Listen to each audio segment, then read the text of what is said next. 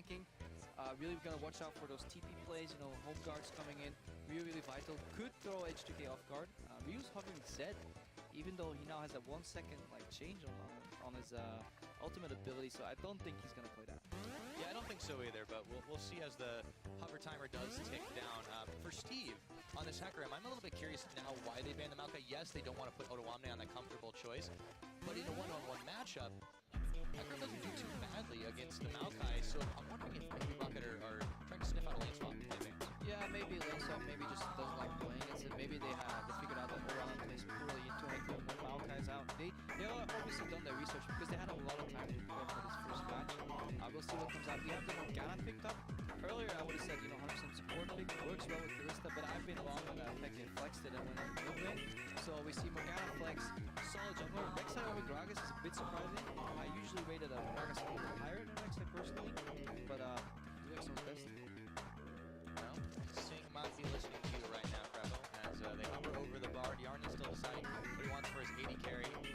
While, yeah, so Rocket, you know, Wolite goes ahead and takes solution. This is a far cry from what we saw in some of Rocket's less successful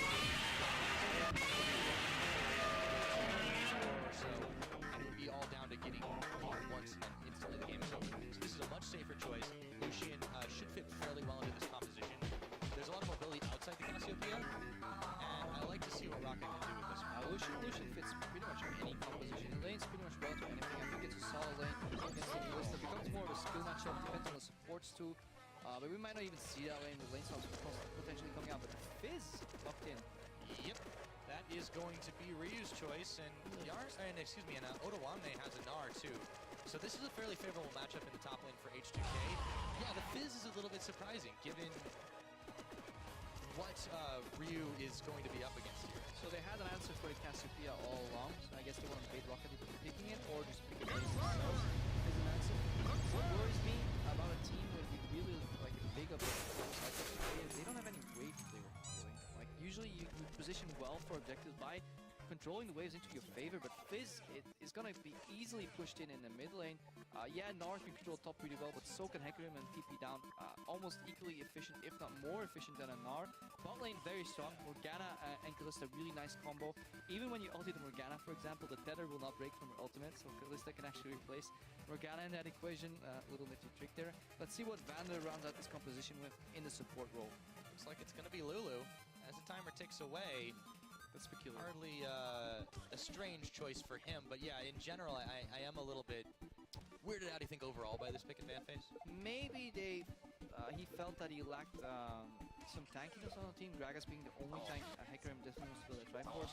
Lulu ulti can offer extra tank ability to any character in the game, so in that sense it's okay. He's a ranged laner, so it kind of works, because against Kalista Morgana you definitely want to have the option to have double ranged, else he's going to get really tricky with Kalista passive. Right, now that we've seen both the compositions locked in, what do you expect to see out of this? What is Rocket's game plan? What are they trying to do with these power spikes that pretty much happen all across the course of the game? I think we'll see a Righteous Glory engagement with Gragas, body slam flash combo with Lulu ulti. That's the ideal scenario, right? You send them in, he knocks them up, knocks some people back, while Hecarim TP's on a flank and surprises them. And I think they want to get favorable fights by getting the minion waves in their control. H2K's comp is very weak on wave clear. They have to snowball. I think if H2K gets behind more than 2,000 gold, it will get really tricky. But they have a lot of surprising damage. Fizz does a lot of damage. Kalista is good at controlling the objectives, has a lot of nice hidden damage. You know, once that passive block is on and Morgana auto attacks once, that's 12% of your maximum health gone. It can really change the pace of the game really quickly with a couple of those passive shots, but we'll see how this plays out. Absolutely, a lot of hidden damage on both sides. The smite on the Hecarim is especially going to be interesting for contesting those objectives. Now, guys, we're done with that pregame banter. Why don't you tell us what you think at LOL Esports is the place? Tweet H2K win or ROC win with the hashtags to see who you think is going to take this one as we load up onto the Rift. Let's see if any team has a cheese platter prepared, or it's going to be the standard fan-out line of scrimmage. Well, it is the first game of the split. We don't see the most shenanigans traditionally, but it's anything but a good indicator. Yeah, Yeah, I love me some cheese though, but I don't think so. What I really like, actually, we've seen these lines of scrimmage. I like faking it by sending your top laner and your jungler to one side, basically telling our team, yeah, we're just spreading out, but then collapsing with the other 3 members on one side to force a ward in. And it looks like the bot lane's actually doing that exact same thing. Kasing backing up Yarny, hoping that Vander's on a position. They want to force them out, but yeah, 2v2, it's not going to work. They need support of their mid laner. Fizz obviously doesn't put too much pressure, so that's not really going to work. Stand on line of scrimmage. 105 wards drop. This is basically, you want that ward down at 105 so you can comfortably do your camp and figure out whether the enemy is stopping you or, you know, whether coming to invade or whether they're doing their camp. And you want that ward up really quickly for a 3-minute, 3:10 timing. So that's why at 105, put that ward down. Standard bot lane behavior. Both teams going to their camps. I think this kind of, it's hard to tell, but I think Kalista Morgana likes that level 2 spike to just go all in and kill somebody. Well, we definitely know Kasing likes that. That has just kind of been their hallmark. You mentioned it earlier that H2K as a team will pretty much do what you expect them to do. And as an enemy team, you'd think that makes it easier to predict, but it just hasn't been the case. Alright, I want to watch how they do these golems, if we can keep the camera on that, because there's a certain science to it by spreading out your passive, you know, damage on one big golem, then to the small one, then to the big one again. Let's see if they do the perfect PvE style. So they proc the big one, they proc the small one, look, they go back to the big... I think they should go for the big one here and let the AoE take down the small one. This is nitty-gritty Crepo, whining about golems, but I think that's the way to do it.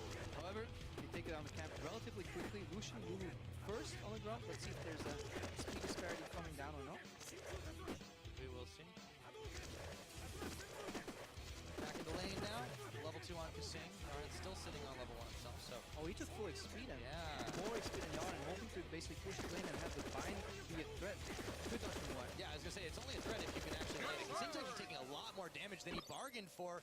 Yarn stepped forward and took a face full of Glitterlance as well. Really like to play. The bind is down, so the zone control is out. Yarn is still level 1. Really aggressive play and really solid play from Rocket. Really good reactionary play. They know what went down. They know that all the experience of the camp almost went to Kasing here, whether it was by choice or by accident. They dodged the binding, immediately put on the aggro switch. Really good reactionary play, and yeah, Woolite's come to play. Oh, yes, he has. He's definitely got something to prove here. So, serious CS lead to start this one off. Yarnin a little bit gimped by his CS differential. He just hits level 2 now. We'll see if he's able to tango with Woolite. And this matchup is all about pushing. Whoever pushes has the ability to poke. It's really hard to dodge a skill shot when you're getting pushed in because you can only dodge backward. Good bind there from Kasing because it limits the angles in which you can dodge, you know. If you're pushing, you can dodge forward, backward, and sideways, but they're fighting over the Skull Crab in here.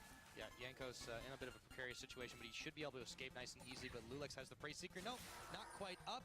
He's not able to get it, so that one goes over to Yankos. The Crab Wars are a very integral part of the early game Crab Wars. Yeah, that vision definitely helps to set up your wards. You can, if you get the Skull Crab, it means you can actually put your ward in the Tribush if you want.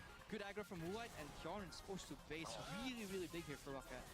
Yeah, that's really troubling. He's only able to pick up a long sword for all of his efforts, and now he's going to lose out on even more experience as Woolite Vander are pushing in this lane. So I really hope H2K have a backup plan right now because their bot lane is not going. Where is Ryu going? He's going up top. This is going to be interesting. Let's see if he can bully out Steve. He hits level 4, dives in, ignites immediately, taking tower shots as he playful tricksters into Steve predicts it. Odoamne taking tower damage, and that's going to be first blood to Ryu. This was such a sick play, so sick that Odoamne wasn't even ready for it. Ryu goes in, you know, gets a tower aggro, then hops up and playful and trickster, and he sees that Steve is moving out of range, so he flashes while he's coming down from his pole and lands on top of Steve. Steve has no flash, so he can't counter flash.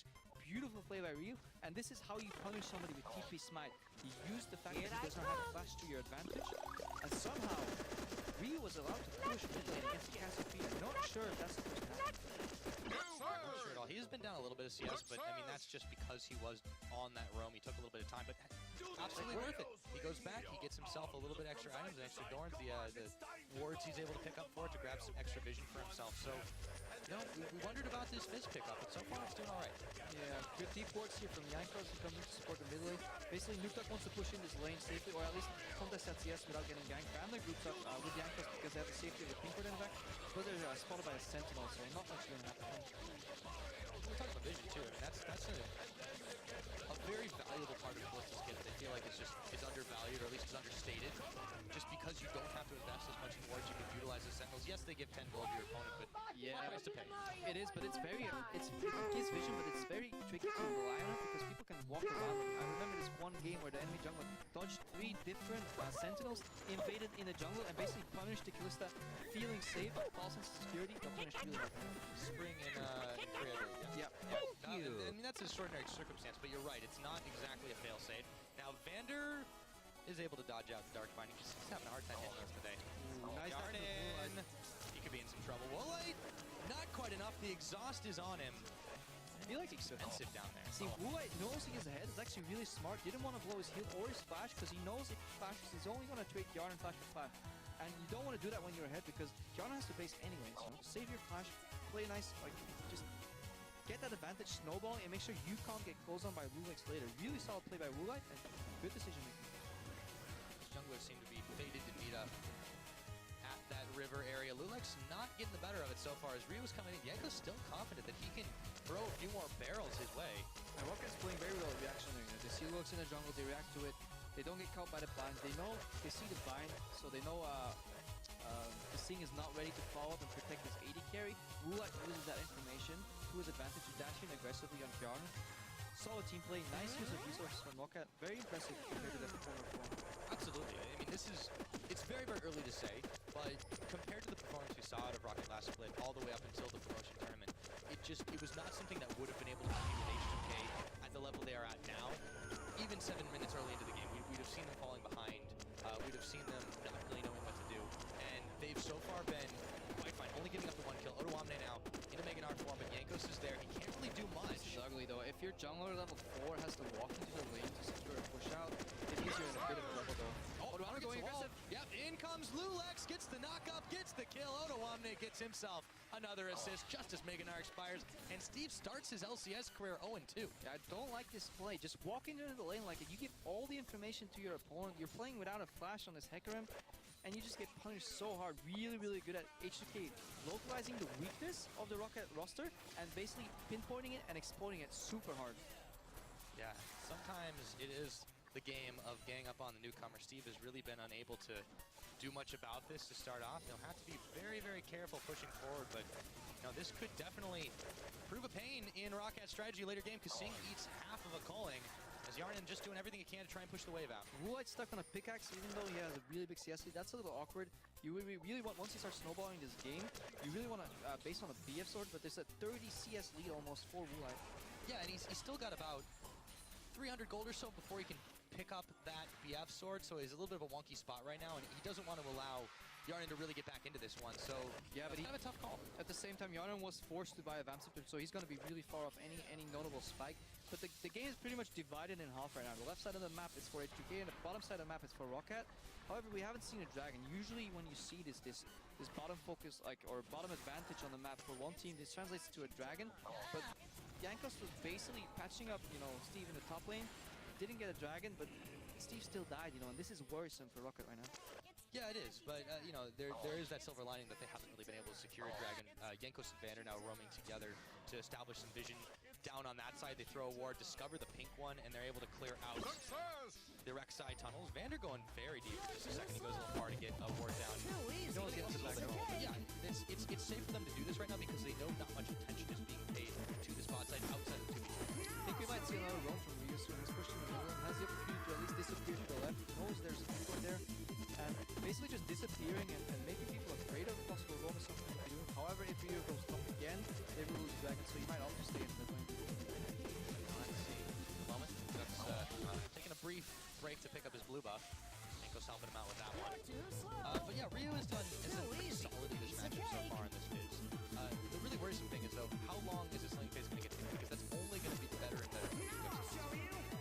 Yeah, he likes that. At the same time, Fizz does a remarkable amount of damage. Especially once the game opens up and powers his spear, he's a really good split pusher. Ryu went top. Let's see if Rocket spots this or not.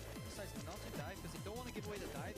Trade for a dragon. Ryu bases picks up items and wants to start contesting the dragon.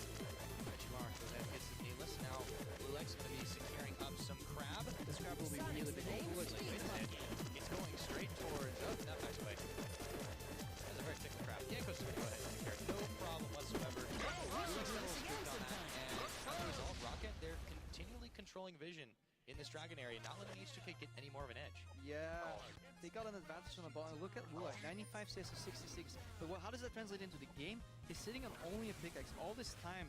Kalista was able to farm for free because Bamscepter into pickaxe, you know, that's free, and they stopped their bases on the bot lane. Exactly. So this could be a moment for H2K to actually strike. Kasing, though, does take a serious amount of damage, but it would hurt a whole hell of a lot better if they had been able to back and grab some more items. Now you see Lulex and Rio dueling the Dragon. It's spotted by Rocket, but all the vision in the world doesn't matter if you can't act on it. Yeah, poor item timings from the bot lane. Didn't really translate their advantage. Yeah, they had a goal advantage, but didn't translate into a lead on the bot lane. Bamscepter farms perfectly fine into pickaxe. You know, really good job by Kasing. I assume he used his tormented soil to stop the backs from the Rocket bot lane. They will have to be scared once they actually finish that back. But right now they can play passive on the bottom side of the map because they got the objective. They got the Dragon. They basically just want to secure those towers, keep them alive, and let Odoamna beat up Steve for a while. Yeah, and he runs right. Q. So Steve is definitely, beat up is the word to describe it right now. This is a bit of a problem for him. We'll see if any help comes from him. In the meanwhile, Jankos is focusing on Nuke Duck's lane as he backs away after the wave has been pushed in. Lulex clearing out some vision on the other side here. Jankos is getting out-leveled by Lulex pretty significantly. Lulex continuously been a level up on Jankos. Jankos even forced to like walk into lanes to assist with wave clearing. Really not good if you have to do that as jungler, because the best thing about being a jungler is that you can show up any lane and gank, right? But if you give the information where you are to a team as organized as H2K, they will punish you then. Not in the spot where you are, but somewhere else on the map. They will use that to their advantage. And you see Odoamna taking down the first tower of the game on the top lane. Grabs that one for free as Steve was forced to back away. Let's go back to the bot lane for a second because Woolite is putting some serious hurt onto Kasing. Gets stopped by the binding, but for now they're based yet. Woolite snuck a base. That's really smart. He snuck a base, and now Hjarnan and Kasing, they have to get the hell out of there. They have to get the base, get some items, or otherwise Woolite will just straight up beat them up, and they have to hurry, or they'll just straight up lose their bottom tower here. Really significant point in the game. Is Woolite going to take down his tower? Yeah, well, they're just backing now. This is not looking good for H2K's bottom first-tier turret. The mini-wave is inbound. Jankos and Nuke are moving in that general direction as well. Kasing actually stuck around, but he can't do anything here. And now Jankos is providing a buffer against Lulex. This tower is as good as dead. Yeah, solid rotational play from Rocket. They recognize that they really needed that tower to even out the tower score, and they basically supplement their advantage by moving other pieces on the map over. Really, really good resources. With that, they bring the goal within 200. 13 minutes is the time on the clock. There's only been one Dragon. It's been for H2K, but Rocket still holds on. Well, no lead actually for them, but very, very close. Jonas, BF pickaxe into is the worst part of this matchup, if it ever happens that you can be in. At least if you finish your play of the room, you can have an active talk. You get some more damage like a BF sword yourself. You can actually win some trades if you're lucky, but this is really awkward for the team. I mean, there's no way he can trade with Woolite right now. I wouldn't be surprised if once he finishes pushing down bot, assuming Rocket will decide not to defend this one if they try to push somewhere else on the map, if he then, goes and hangs around mid, goes and hangs around top, and tries to turn things around. That's a really good point, because if we go back to how we handle the champs, we noted that H2K is very weak in the wave clear front, and Lucian can really expose that. Going to poke somebody out of the tower and then take down a tower. Rocket should start looking at taking more and more towers while keeping the bottom one alive. I don't think putting two people bot is the correct play for them. I would like to see them collapse on mid lane, use the fact that Fizz barely has any wave clear, use the bottom lane advantage, and translate it like the Given did earlier in the Gambit game.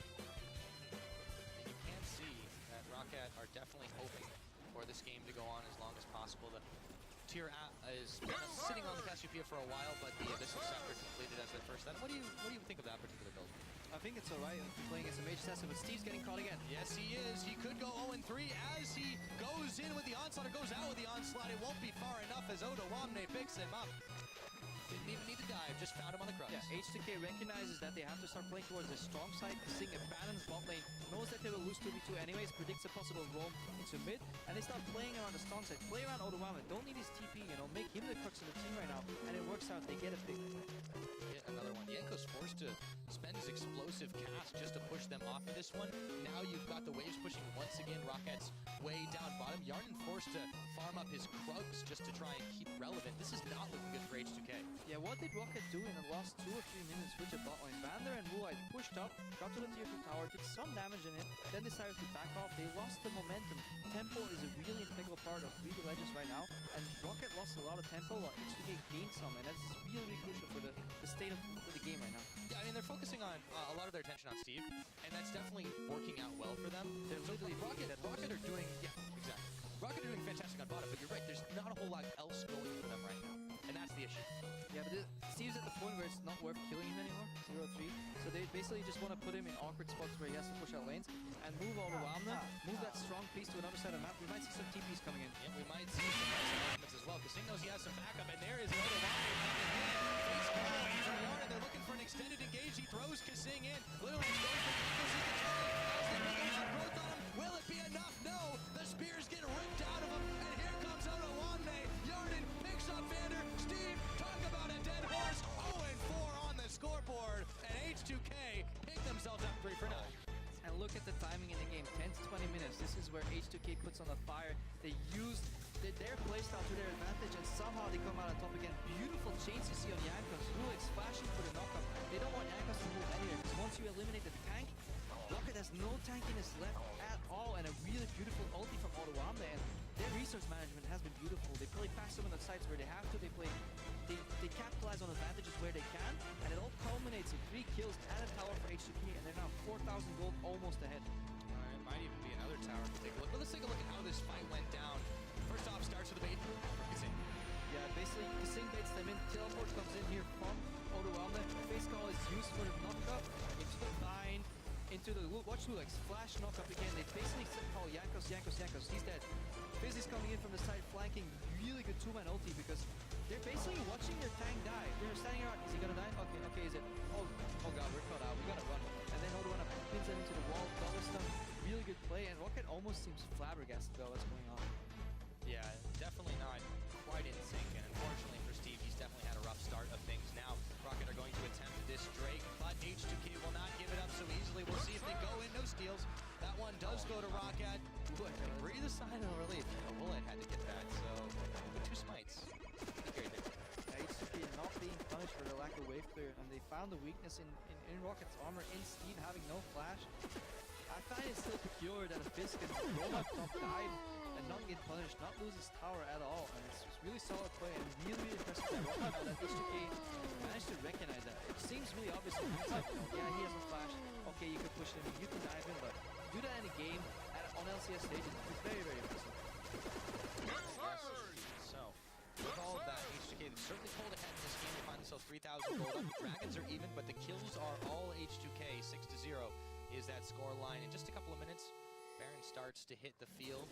We'll see if that becomes an object, but for now, looks like H2K are eyeballing this bottom side. Woolite dodges out a dark bind, but Yarden and Lulex are there with Kasing to keep on the pressure. They're basically faking a dive because they know they don't have teleport, so they basically want Odoamne to take down top tier 2 while they're safely pushing down bottom.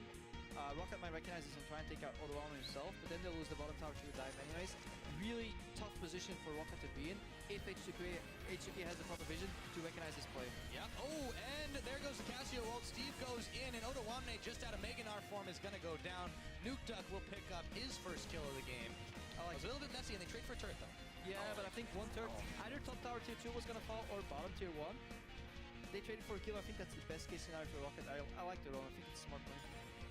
What does it say about Rocket, though, that this is the situation that they're in? They have to basically make sacrifices regardless of what they're doing at this stage of the game. This is basically mistakes from the past coming to bite you in the future. And here goes Yarden Fate's call onto...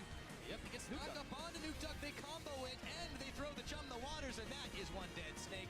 Ryu pops his on his hourglass as Jankos goes in, goes out. Is he big enough? No, not again.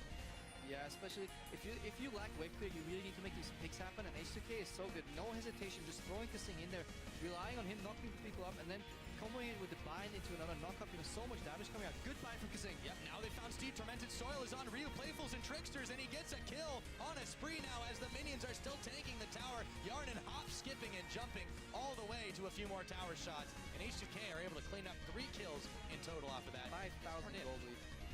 Oh, really impressive. Starting to roll out of control. Rocket, what can they do to come back from this one, though? Because they just seem to be very scattered. Some good answer moves, but not without giving things up. I think the only way they can win a fight right now is a good flank from Hecarim. While this tower is going down, maybe Caspia are flashing just the multiple people, but H2K seems to be so controlled that they're not going to let that happen, you know? No, and they wait. It looks like it may have been a little bit long, but they really, what threat did they have to answer for? Steve was not quite up in his teleport, isn't available either. still a few death timers were ticking when H2K backed away. They had just enough time. And even if he teleports, I believe he went for the Cinder Hulk into the makings of a Banshees or potentially a Spirit Visage. You know, he's not going to deal any damage. 0-5 force. They don't even have to be afraid of the flank anymore from Steve because he doesn't have the traditional Tribe Force to dish out so much damage. They can pretty much ignore him at this point and focus on the other carries. Basically, they just want to blow up Nuka. Yeah. Let's take stock of where this game is at, because we talked about the 10-20 minute power spike that H2K has. In this game, they've certainly hit it to a T.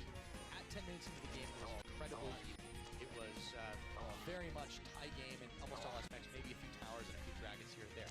Now, we've got ourselves 5,000 gold difference, like you said. Still 1-1 in dragons, but that kill score pretty much says it, 9-1. H2K have been finding the holes in Rocket strategy and exploiting them time and time again. So what they want to do now is put Ottawa on bottom with teleport and then full top side of the map. They want to get rid of those pink wards that Rocket has in their jungle right now. Put deep vision, and I think H2K will do that. Because the lack of wave clear, not the best sieging in the world, they might just want to start baiting Rocket to face checking. Face checking gets punished really hard, especially when you have a Vector in the center sense. She can spot out people moving in the dark really easily, especially when they move towards an objective. It could be really dangerous for Rocket. Yeah, dangerous for Rio, however, though. Finds the Yankos in the brush. Probably body slams into him, but they're going to go ahead and give up a pink ward for that one. H2K continuing to squeeze Rocket out of their own jungle. Now Steve finding Oda Wamne, but as you said, he really doesn't do any damage. He's got to be careful too. Meganar's not anywhere near happening, but he doesn't need it. Oda Wamne just puts on the damage. Yeah, the new Rocket is really working into Oda Wamne. Steve doesn't want to teleport into fights anymore. He just wants to cancel Oda Wamne. He wants H2K to face off 4v4 against Rocket, potentially lose the fight with a good Nuke Duck ult flash. But even then, you know, he's just getting wheeled down because he has to stay in range to cancel the teleport. And Rocket's trying to gank Oda Wamne here. Yep, up, flash for a flash right there. Explosive cast. Oda Wamne's dangerously close to Meganar, though. And Steve might have overstepped his bounds. Now you see Yankos bailing out a barrel to help Steve, but it's all they can do to stay alive in a 1v2. Ryu diving onto Woolite. Does he have the damage? He does, because Singh is there. He's got his ultimate on, and a pair of exhausts, one for Ryu, one for Vander. H2K turns me down. They're going for the dive. There's the petrifying gaze, but it only slows down H2K for just a moment. They're piling on forward and eyeballing the inhibitor turrets. And this is H2K in a nutshell. You know, you try to aggress on us in the bot lane, we will find a way to kill you in the top lane. Cross-map objectives. Really the bread and butter of an objective-based team like H2K. And walls seem to be optional for Kissing. You know, there's a wall here, just use Fate Skull, throw me over, I'll just land a binding. Playful Trickster, Zony has a lot of ways to reset tower aggro by Ryu. Monster really used, and H2K is playing this game to a T. 10-1 in kills. Rockets, they're not getting anything. No, they're not being allowed anything here. Now Dragon coming up in 10 seconds, but Rocket, they've got very little way to contest it. There's a tiny window with everyone just coming back from base, but do they even want to risk it at this point? It doesn't look like that's the case. Again, what Rocket wants to do now is keep Oda Wamne out of these fights, have Steve cancel his teleport ideally, and somehow win a 4v4, but no flash in Nuke Duck, no flash in Light, no flash on Vander, no flash on Hectos. That makes your plays very predictable, and H2K is looking top corner. Absolutely, look to secure themselves. Dragon number 2 at just about under 24 minutes into the game. They've got their bases covered, that is for sure. But on Rocket's side, you know, what really, they've had their options really whittled down. The Hecarim is pretty much irrelevant. They've been forced into these predicted plays, as you said. Really, it seems like it's going to all be on the back of Nuke Duck the longer this game goes to have that Cassiopeia damage, but that's still a long ways away. He's still on basic boots. Yeah, he's definitely struggling. He has a lot of DPS, but he has no ways to land it. The mobility coming out of Rio, and he can be untargetable for so many times in a row that it's really tricky to kill him. Lulex is always ready with that flash on the trigger, you know, to flash knock up and basically CC people down. Really good play from Yarnwell, nice spacing, good ultimates too. So H2K playing pretty much flawless, and they're capitalizing on what they did in the early mid game. And if we go back, we just want to highlight, you know, how well they played their composition, how well they knew their strengths, and how they exploited Rocket's weaknesses. And I think if we want to analyze this game, one thing that went wrong is the item timings on bot lane. When you're 30 CS up, you really want to capitalize that somehow. Playing pickaxe into Vamp and then being kept, you know, until you base on maybe 110 CS, it was too much for Rocket. Solid props to H2K for staying in the game. Yeah, absolutely, and just outmaneuvering time and time again. It just seems like the biggest story is execution. Both these teams had solid composition. Shut down Rockets. Vision, people jungle, so they have the teleport threat.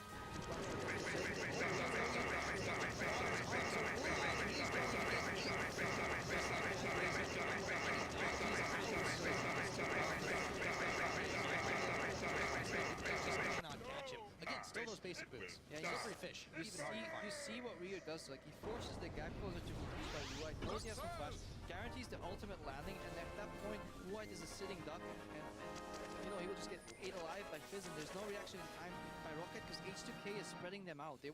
Rocket's one of those teams that definitely wants to 4v4 in this comp, but they're not allowing it to happen. H2K, flawless execution so far. Flawless execution indeed. After pushing that one, Rio will go back, spend more of his hard-earned gold. 402, his score this game has been absolutely phenomenal and untouchable. Yep. On the bot lane now, Odoamne making a feint of pushing at the bottom, seeing if he can bait out Steve. Sweep on the Baron to see if Rocket would be aware of this, but they know with 3 members there that something has got to be up. Ryu rushing to get back to this one. Yeah, H2K not getting too greedy. They just want to secure visions or wards in every single brush here so they can see Rocket's moves and take the safe Baron, because they don't have a timer, right? Because Odoamne will beat up Steve 1v1. If Rocket commits more resources to the bot lane, the Baron will automatically become free, so time just plays into H2K's hands perfectly here. Eventually, there'll be enough wards, or Tremor Sense will be secure enough that they can take the Baron and start closing out this game. As you say it, so let it be true, Crepo.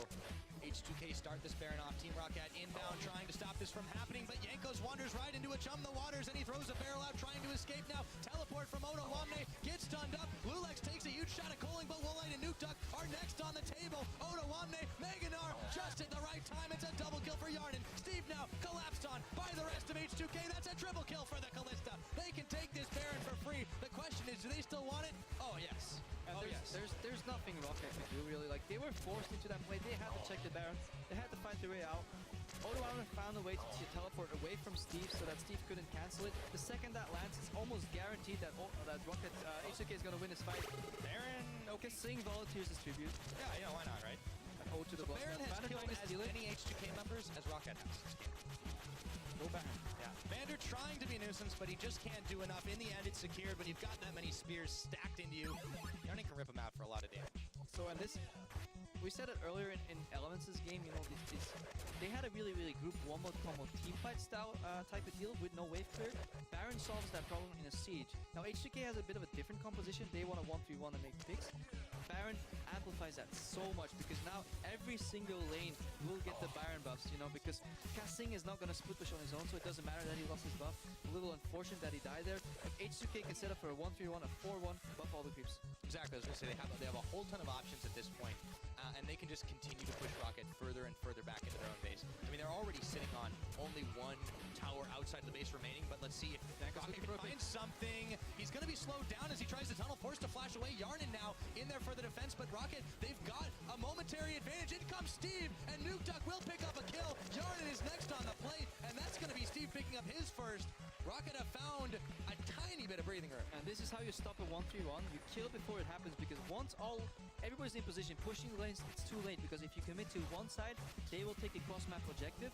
Really good read by Rocket. They hide in their jungle, knowing that somebody's going to want to true for vision, and they kill. But Ryu, he won't blood. Yeah, look at how confident H2K are. 2 members down. They still think they can make a play. Ryu flashes, but Vander follows suit on this one. Odoamne now chasing on Steve as he unskips and jumps over. Oh, Woolite is down as Ryu chases through him, and Odoamne finds Steve. H2K, in member disadvantage, are able to still come up with 2 picks. Yeah, this highlights the state of the game, how far H2K can. Ryu, he doesn't care if teammate just died. He does nice. You took the cooldowns, I'll take care of this. Yeah, no problems for them whatsoever. Now forget the split push, because H2K are right on the inhibitor turrets. No need now with Woolite and Steve down. Chum the waters dodged out, but it doesn't even matter. They just used it to zone, as this inhibitor is not long for the rift. Odoamne jumping forward. Nuke Duck is found. He's not going to get anything with his petrifying gaze. And a cherry on top for H2K as they push Team Rocket even farther back.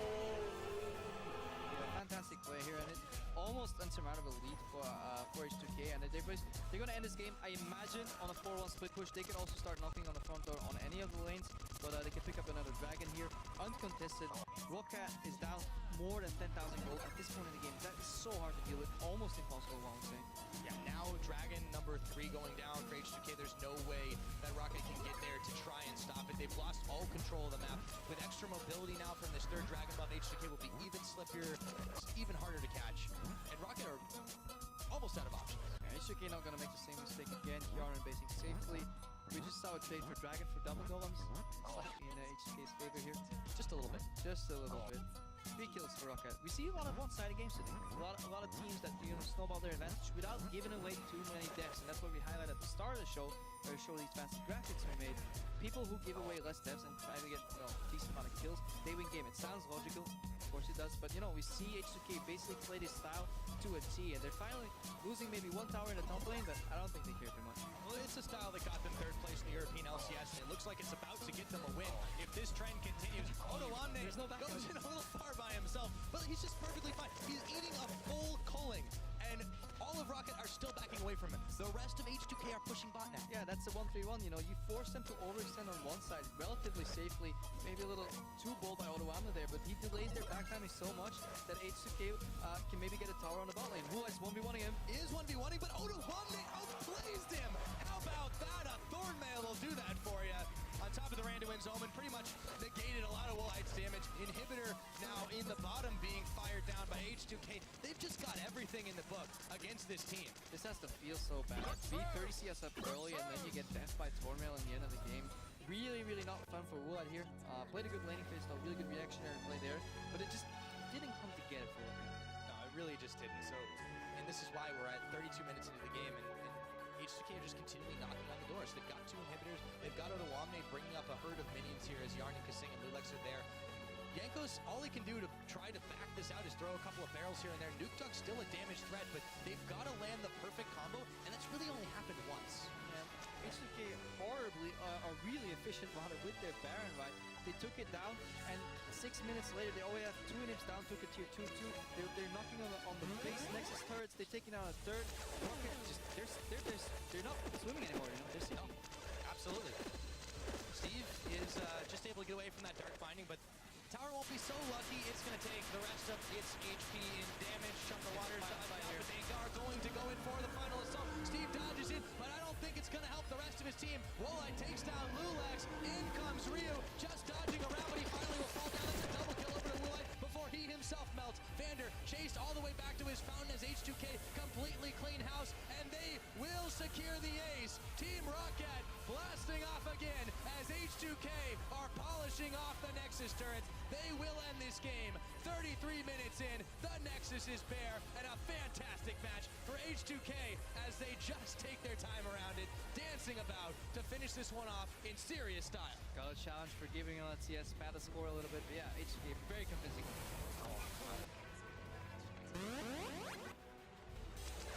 What a way to start off the split. Both teams really, and Rocket, they definitely made some changes. We saw them doing some very positive things early on in the game, but you're right, it just didn't come together for them. For H2K, the tried and true worked out once again. Yeah, but I think what really sums up this game is the opening that we found on the level 3 roam at top. I'm not sure if that's supposed to happen in this Cassiopeia matchup. She should have, as a control mage, enough control to at least keep the wave even, highlight that the roam is possibly to happen, or Jankos to defend the Hecarim without the flash. Questionable TP smite too. Maybe he should have just opted for a flash to be safe. First game in the LCS, people are gonna pick on you. No flash, bites you to get dove.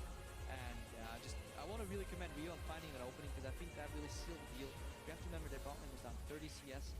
Little awkward bot lane buy timings that Kip Enemy gave, and that just shows how smart Kasing and Garden are as a duo bot lane. One of the, if not the best bot lane in the LCS. Certainly made a statement for it today, and Rocket still got some work to do. I think that is important fair to say. On the other side, they definitely had a fantastic bot lane. I think they got a little baited in picks and bans. This was H2K mind games a little bit. You're probably talking to the rest of the team. I mean, obviously very happy with that performance to open this one up. I wonder how this game would have turned out if the Golem XP went on the right targets there. Not sure if it actually was planned or not. It seems like it was an unlucky loss. I think that they got it away while usually AD carries stand on max range to take that Golem, share it, to get closer to lane.